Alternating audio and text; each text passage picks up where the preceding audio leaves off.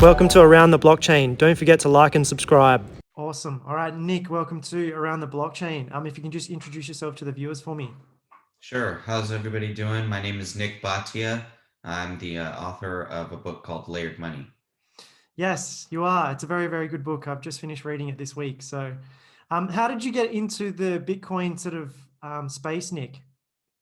I discovered Bitcoin in 2016. I had been hearing about it for a few years before that, but had never really taken the time to understand what it was, and always dismissed it really without taking too much of a deep dive into the technology or what even Bitcoin was. But in 2016, when I finally decided to learn about Bitcoin and understand what is proof of work, what is Bitcoin mining, what is one-way cryptography, all these things, and I just kind of became obsessed.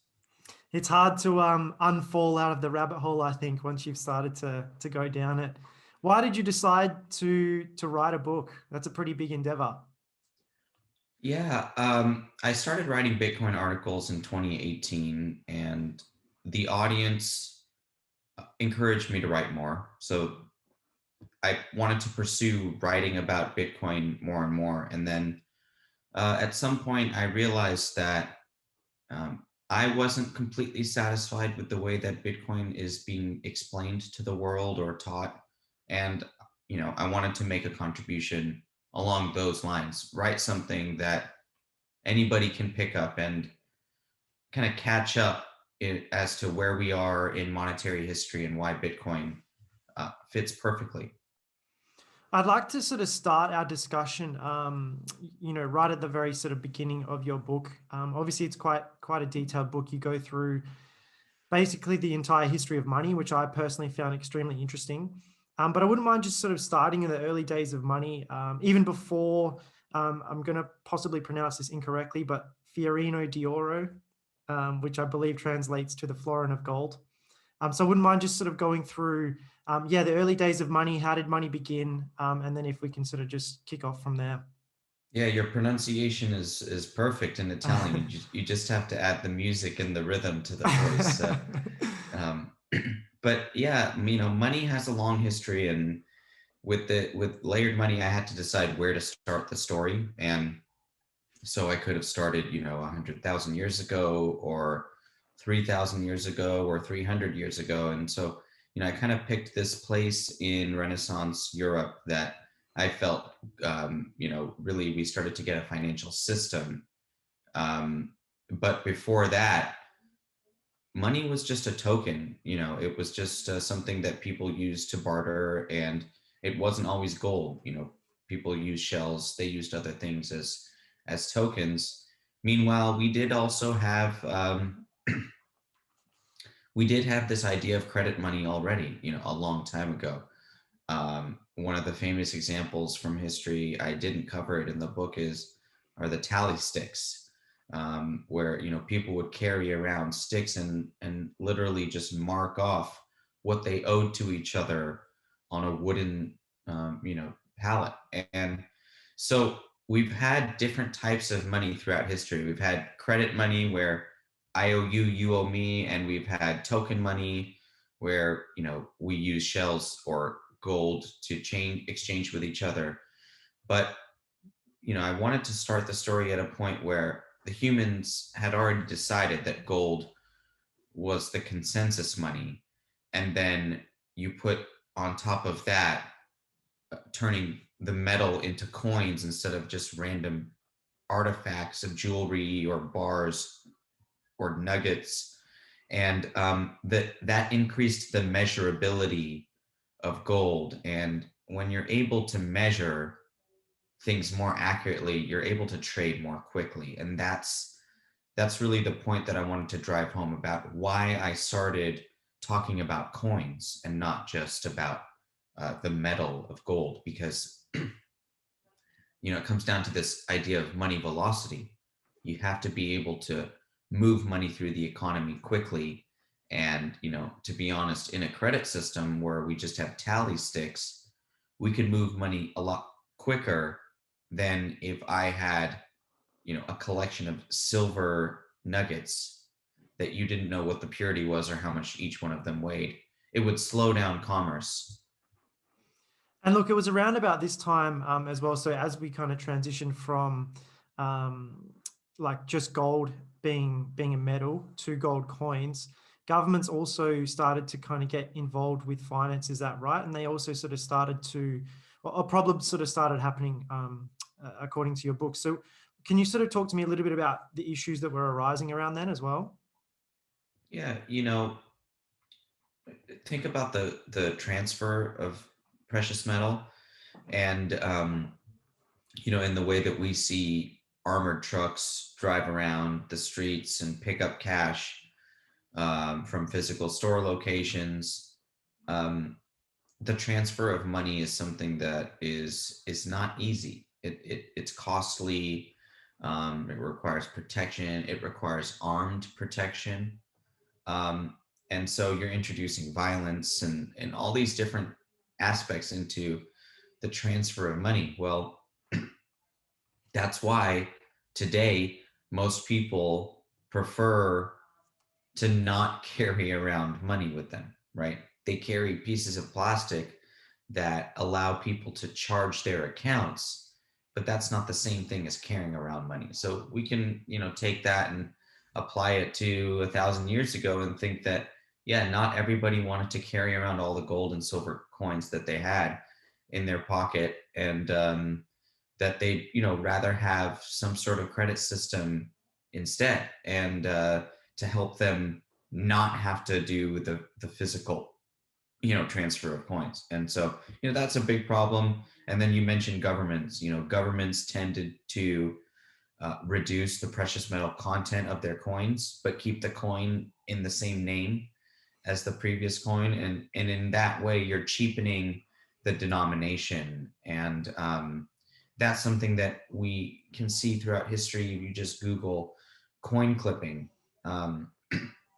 this is the idea that the coin actually reduces in size as people clip silver off of the coin, and they literally remove money from the coin. Well, the coin still says 1 unit on it, but it only is, 0.8 or 80% of the original weight. And so there are all these problems with coin money, and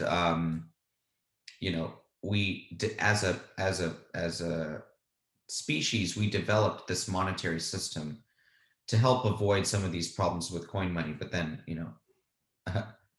their own problems are introduced. Yeah, absolutely. Look, so we then move on to through your book, we move on to pre-Renaissance Europe, um, which then is introduced the bills of exchange. So they're obviously issued by merchant bankers in roughly the 1100s and 1200s. What sort of happened here? Why did we go from having like gold coins to merchant bankers starting to issue bills of exchange? Yeah, it was a way to facilitate trade, and it's not it's not just this idea that we can use paper certificates to represent uh, physical coins, and that makes it makes the economy move quicker because we don't have to carry metal around in our pockets. But it's it's one more step than that. It actually, the bills of exchange, what they did is they facilitated economic activity where there previously couldn't be any. So, for example, if you know someone who makes clothing didn't have any cloth or didn't have any money, but they have a trade, they can go to a merchant banker and say, "Hey, can you pay this cloth supplier forward, and you know let me have the money to buy some cloth so I can make it and I can sell it and then pay you back, and therefore to pay the cloth supplier back." So the cloth supplier is financing the clothing manufacturer's trade, but not directly, because there's a merchant banker in the middle there to help make that move. And so, then I make the clothes, I sell them, I pay back the merchant banker who has basically given the cloth supplier the money in advance. And in that way, we have a credit money system, and the banker has actually grown the economy because I've produced clothing, because of the way that he made money move throughout the system, and not just throughout the system, but through time, because I need time to make that clothing and then to sell it. And so the banker profits because he collects a little bit of interest. The cloth supplier is happy because they get money up front. And I'm happy because I was able to, engage in my trade. Yeah, perfect. So look, I guess at that sort of point in time, I believe it was the year 1252, as stated in your book, that the Fiorino di Oro, again, lovely pronunciation in an Australian accent, but that was obviously introduced in 1252. Can you sort of explain the significance of that just for the viewers? Yeah, the idea of, coin clipping and coin devaluation was something that was pretty steady throughout history. The Roman Empire, and going back a little further, the Greek Empire, they both did it. Uh, the Fiorino di Oro, it was a gold coin that didn't change in purity for over 300 years. And so that was really significant in that people just trusted that the unit itself was something very stable. And so what we started to see is balance sheets denominated in florin. And that allowed people across Europe to engage with each other without a money changer, meaning a forex broker, someone who changes one currency for the other, which was a very common trade in Europe because there were just so many coins.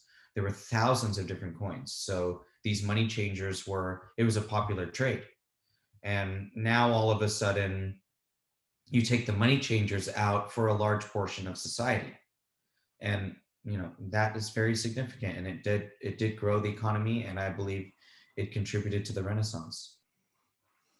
Moving on from the florin, where do you sort of visit next in trying to pull back the layers of this layered money system? Yeah, I go to Antwerp because in Antwerp, the pieces of paper themselves, the bills of exchange, the certificates, the deposits, started trading as monetary instruments themselves. And that's something that previously hadn't happened. You had merchant bankers that were financing trade, but the pieces of paper that they used, oftentimes they weren't even pieces of paper. They were just book entries in their accounting booklets. But now in Antwerp in the 15th century, you saw, and the 16th century, you saw these second layer monetary instruments, which basically means a promise to pay money.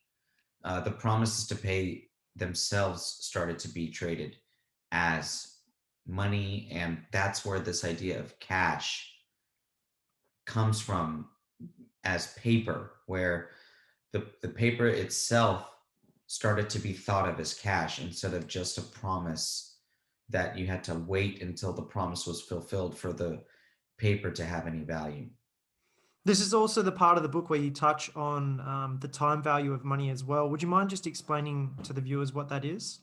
Yeah, the time value of money is this idea that if you're going to lend somebody money for X amount of time, that person should repay you the principal plus a token amount of interest that accounts for the time that you were apart from your money.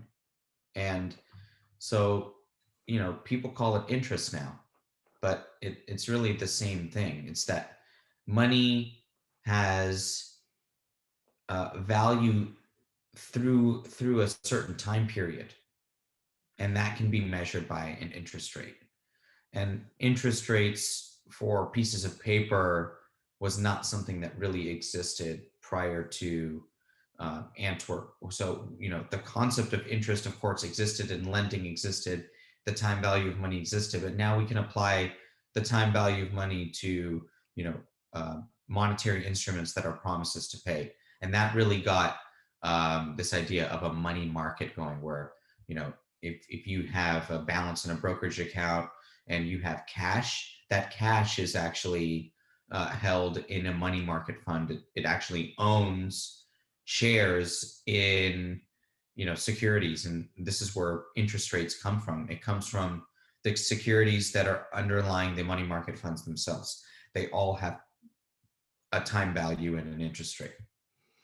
And this concept started to sort of reshape those emergent sort of money markets. Is that correct? Yeah, think about the previous cash situation. It was coins. Coins don't have you can't assign a time value to them. They're a physical asset. If I lend you one gold coin for a month, I'm going to say, you have to pay me back that one gold coin, plus you have to pay me back one small silver coin for interest. So in that way, any loan has time value, but the money itself in the coin form doesn't. And then after this, we sort of start to move on to the predecessor to the central banking system. Can you explain sort of what happened here? Yeah, the Bank of Amsterdam started to change the idea of how governments are involved in money. And what happened in Amsterdam is they took this situation with the Dutch East India Trade Company, which became the first joint stock company. It demanded all this increased trading of money and monetary instruments because people wanted to trade in and out of the shares just as they do today in the stock market. And so when you buy stocks, you have to pay with something, and when you sell stocks, you have to collect something. And in Amsterdam, prior to the Bank of Amsterdam, that something was, either gold or silver coins or gold or silver deposits issued by these cashiers that were not. It wasn't a system. They were just like the merchant bankers. They were just traders. They were just a banker of sort. The city of Amsterdam then said, "We're starting the Bank of Amsterdam, and we are banning cashiers trade, and essentially making all the cashiers surrender their metal to us, and we will issue them a certificate called a Bank of Amsterdam deposit." And this Bank of Amsterdam deposit, which also oddly or not oddly enough was the florin, the Dutch florin was the unit, that was mandated to be used by people that were trading in the stock market at the time.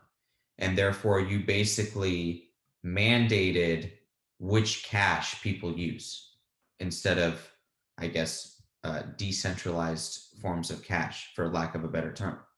Because, cashier A can hand me a piece of paper, cashier B can hand me a piece of paper. Maybe cashier A will look at cashier B's piece of paper and accept that as money in a trade. Maybe they won't.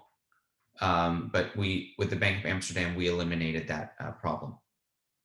It also introduces a heavy centralization of money, which has benefits and then it has cost to it as well. It was also sort of roughly the first time like a global reserve currency was sort of introduced using deposits through the Bank of Amsterdam. Is that correct? Yes, it was the first time that you had a unit of account that was issued as a liability of an institution that the rest of the world treated as an asset. So yes, and that is it's why I think that global reserve currencies prior to the Bank of Amsterdam aren't very interesting, and I didn't really cover them. Like when Spain or Portugal had the world reserve currency, it was still a coin, it was still metal. So it wasn't as significant as Amsterdam. And look, with our extremely fast sort of transition through the history of money, was there anything else noteworthy that happened in Europe during this sort of time of central banking that came about that you would sort of consider noteworthy that the viewers should sort of know? Yeah, the one noteworthy thing that I discovered in my research process was this idea of war finance and central banking are very closely linked. And the Bank of England formation in the late 1600s was in order to finance the next war effort in England. And when you fast forward into history, um, the early United States, well, the earliest United States central banks, but then also the Federal Reserve, while they were not, while the Fed wasn't started to finance war in 1913, World War One happened immediately after the Fed was formed, and the Fed ended up changing the underlying language of its charter in order to purchase US Treasury bonds, which financed the war.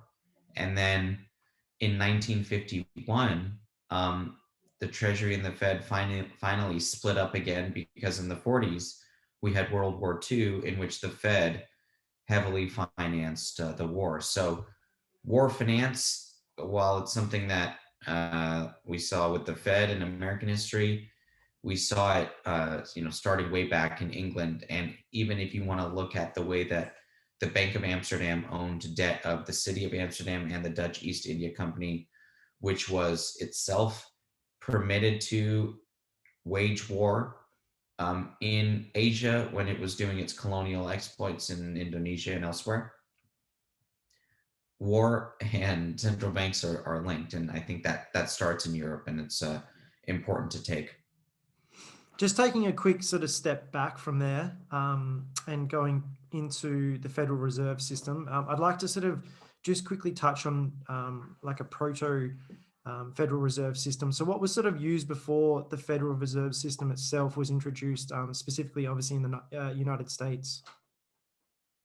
Yeah, in the US, you had a synthesis of different types of money that were all kind of treated similarly but not identically, and therein lied the problem. So one form of money was gold certificates, and prior to 1900, silver as well. um, Gold and silver certificates issued by the government was one form of money. Gold and silver certificates that were issued by banks was also another form of money, but banks would issue deposits as well.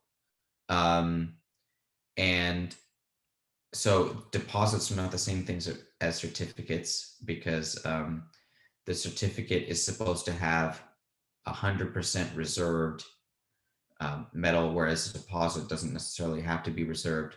So you had different forms of money, different qualitative forms of money. And when banks went under, you had chaos because there was no system to make everything, or to like bail out a bank or deposit insurance or any of those sort of things. And so the Fed looked to Europe and studied how central banks were formed in Europe and how it um, made the financial system work a little bit more smoothly, and drew inspiration from that in order to set this monetary system in which the Fed issues reserves to the banking system, and the banking system uses those reserves to issue deposits to the public. But all the banks fall within the regulatory framework of the Fed, and that was in the act. It's a central bank, but it's also a regulatory framework that makes banks fall within what the Fed says are the right reserve ratios and all that kind of stuff, because the Fed is in the end responsible for the system. And that's the role that it wanted to take when it was formed, is to be responsible for bank failures and what happens when banks fail, and to try to prevent that with certain reserve requirements and leverage ratios. And sorry, before the Federal Reserve System was actually created, there were actually other forms of money within inside the United States. Yeah, I remember reading within your book, I think the Spanish dollar was used in some states, tobacco, shells, those sorts of things. Is that correct? Yeah, and that, goes way back into, before the country formed, and it was still 13 colonies, and across the different colonies you had different currencies, competing currencies. In Virginia, tobacco was actually considered currency because people would pay, a piece of paper that says I promise to pay you 1 ton of tobacco, and people treated that as cash. Shells and different animal bones and parts were used as currency by Native Americans, and then were adopted by the English and other settlers that came across. And then, the Spanish were in Central America and, North America before the English. And so Spanish silver dollars were circulating within the continent, Mexico into current, Florida, United States, that area. And so people recognized the Spanish dollar coin as something that was kind of like a global reserve currency, at the time.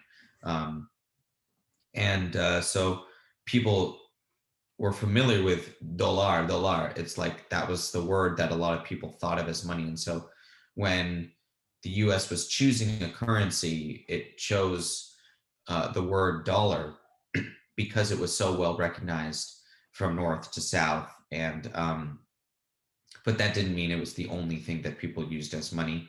And still people would use non-dollar forms of money, even after the United States formed. And look, so through your book, we then sort of start to transition from a gold-based system to having Bretton Woods, which I know a lot of people have sort of heard about. Could you sort of talk to me a little bit about this transition, and then I guess what sort of happened during the Bretton Woods saga as well? Yeah, and the Bretton Woods Agreement, the goal of it was to make the burden of gold convertibility less so for the global economy. And if every single currency is exchangeable for gold, you always have this fear, actually, that the currencies aren't going to be traded with each other, but people are going to hoard them in order to get the gold, at the end of the yellow brick road. And with the United States becoming the global superpower, there was a conference, and world leaders decided that only the dollar would be exchanged for gold, and all other currencies would be exchanged for the dollar. And in that way, the dollar will be used as this global settlement tool. And that's great for the global economy, because then it can move quicker without the burden of gold convertibility and having to worry about all these other currencies and what their exchange rate is in terms of gold. We only have to worry about the exchange rate in terms of dollars. But now you have the European continent that wants to use dollars for trade, but it doesn't have any because they're in Europe. And so the European banks came up with their own solution where they issued dollars in the form of a deposit, but it was outside the US banking system. It was outside this Federal Reserve governed leverage ratios. And also the deposits didn't have any gold convertibility because it wasn't in the dollar system itself, which you could, take the dollars and get gold from the government in the United States. So the system fell apart. It only took 30 years for it to fall apart. It really only took about 25 years for it to fall apart. And it was clear to many, including a famous economic historian, Charles Kindleberger, it was obvious to him and others that the situation of Bretton Woods was untenable because the demand for dollars in the settlement role far exceeded the US banking system's ability to produce those dollars. And then, if excess dollars were created in order to satisfy the global economic need, the gold convertibility would never be able to be satisfied completely. And he was absolutely correct. So I suggest people, that are interested in this, go read Charles Kindleberger's projections and predictions for the demise of Bretton Woods, and you'll see why Bretton Woods didn't last. And, he was spot on in the 50s. Yeah, absolutely. Look, before moving on to the Bitcoin part of the book, were there any other sort of significant or noteworthy times in history that you think we should sort of touch on? I think in the book you sort of focused on the 2007 financial crisis. Maybe that's something sort of noteworthy to mention. Well, the 2007 financial crisis definitely kicked off what I call the dollar in disrepair. And it is in permanent disrepair. It's not something that I believe can be fixed. Rather, the Fed just is continuing to bandage the system in different ways, but it is broken. So, I encourage people to go, understand, how the euro dollar system broke down in 2007 and why we are here today. But it's also important to see what happened with long-term capital management, which was a few years before the financial crisis of '07. And that was the first warning sign that there was just way too much systemic risk. And without the Fed being there to provide a bailout when things went south, the system might have collapsed. So actually, there's evidence before '07 that the system wasn't going to make it. '07, locked it in, and everything that's happened since then is more just a sign that the system is broken, not a brand new way that the dollar is breaking. It's all kind of echoes of 2007. Yeah, absolutely. Look, we then move on to the Bitcoin part of your book. Obviously, this audience is, pretty well educated on what Bitcoin is. But I always sort of like to ask people how they describe what Bitcoin is in their own words. So if you wouldn't mind doing that. And then I would love to move on to this concept of layered Bitcoin that you talk about in the book as well. Yeah, Bitcoin to me, how I like to describe Bitcoin, like in a really quick way, is and to newbies, I say Bitcoin refers to two things, and if you can understand that, then I think you can proceed down the rabbit hole. Bitcoin is a software protocol, and it is the monetary unit within that software protocol. The monetary unit is the money it trades versus the dollar and other currencies, and we hear the price of it in the media all the time, but that's just one definition of Bitcoin.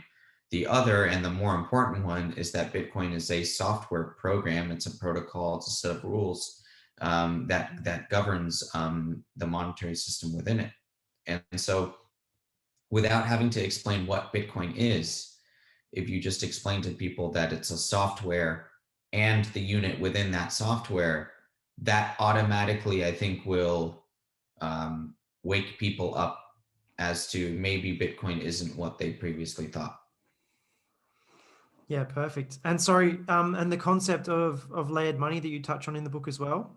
Yeah, Sorry, of layered Bitcoin. My mistake. Layered Bitcoin. Yeah, layered Bitcoin. There's two ways to think about layered Bitcoin, but the first way is the same way that we think about a gold coin and a gold certificate, where the gold certificate says, I promise to pay one gold coin to the bearer of the certificate on demand. And on a Bitcoin exchange, when you log in and you see I have 0.9 Bitcoin in my account, that's a Bitcoin deposit. It's not Bitcoin until you withdraw it to your own wallet. Just like gold coin isn't yours until you're holding it in your hand. Until then, it's just a promise to pay the gold coin. And so layered Bitcoin in this manner of exchange deposits is something that happened right away in Bitcoin, kind of within the first 2 years of its existence. And it's an essential part of the ecosystem because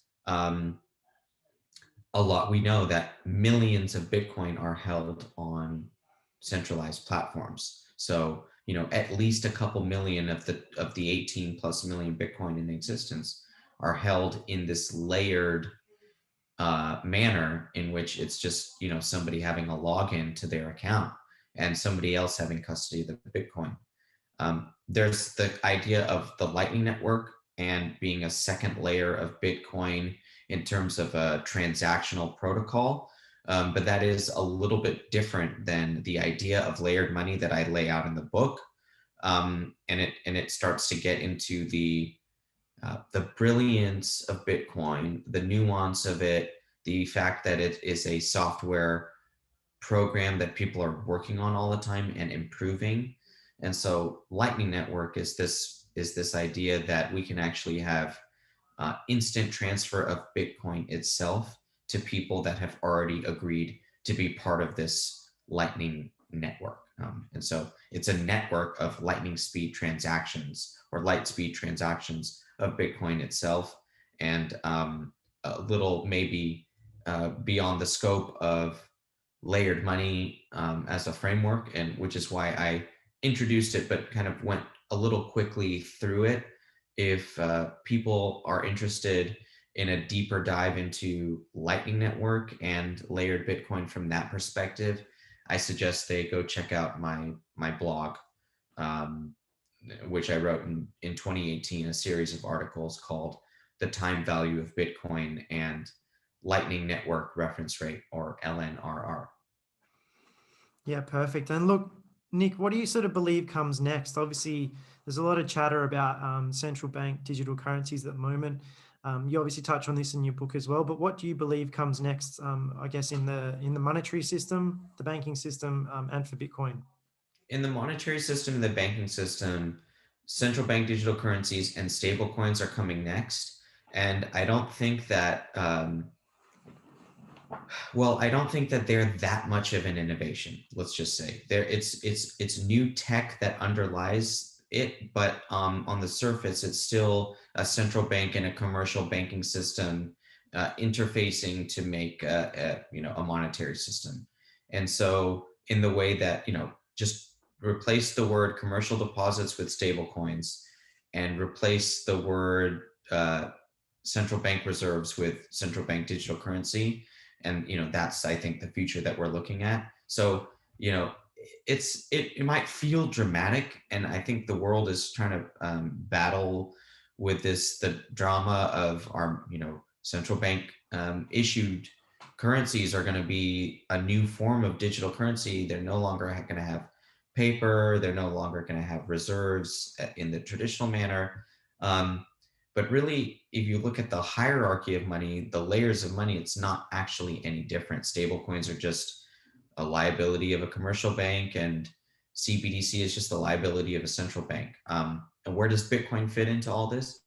Bitcoin derives value from being a non-government currency. It does not derive value from being digital and easy to transfer. This is what people are confused about. They think, well, if China is introducing their digital currency and the Fed is introducing Fed coin and JP Morgan is introducing JP Morgan coin, then why do we need Bitcoin? It completely misses the point. None of those things replace the use case of Bitcoin, which is being a non-government currency, a currency issued not by a central party, a currency that is not a liability on a financial institution's balance sheet. And so Bitcoin will continue to position itself as a neutral non-government currency, and it will continue to accrue value to it because people are more and more willing to make that switch, and they are very passionate about denominating their wealth and labor in a unit that's not tied to a jurisdiction. Nik, look, this has been fantastic. Do you have any sort of closing thoughts at all for the viewers? I hope you go check out the book, Layered Money. It's on Amazon and other websites around the world. So I think Booktopia is the Australian site that I've gotten some sales. So go check it out. Reach out to me on Twitter at Time Value of BTC or layeredmoney.com. Just send me a message. Let me know what you thought of the book. I love hearing from the readers. I personally just finished reading it this week, and I did love it. Before we go, I do want to leave the viewers with one sort of really impactful paragraph that I probably read 3 or 4 times. It's sort of resonated with me quite a bit. It's from your book. So you state, since the creation of the Bank of Amsterdam in the 17th century, monetary instruments and governments have been linked to each other. But in the digital age, money and state don't necessarily mix anymore. To many, the entire concept of government money is becoming obsolete as the rise of Bitcoin bellows in antithesis. Because Bitcoin is software, mathematics, and speech, it should be considered a human right. I found that really, really impactful. Nik, thank you so much, obviously, for doing this interview. And also thank you so much for obviously writing such an amazing book. Thanks for having me, Ryan. I really appreciate it. Thank you so much.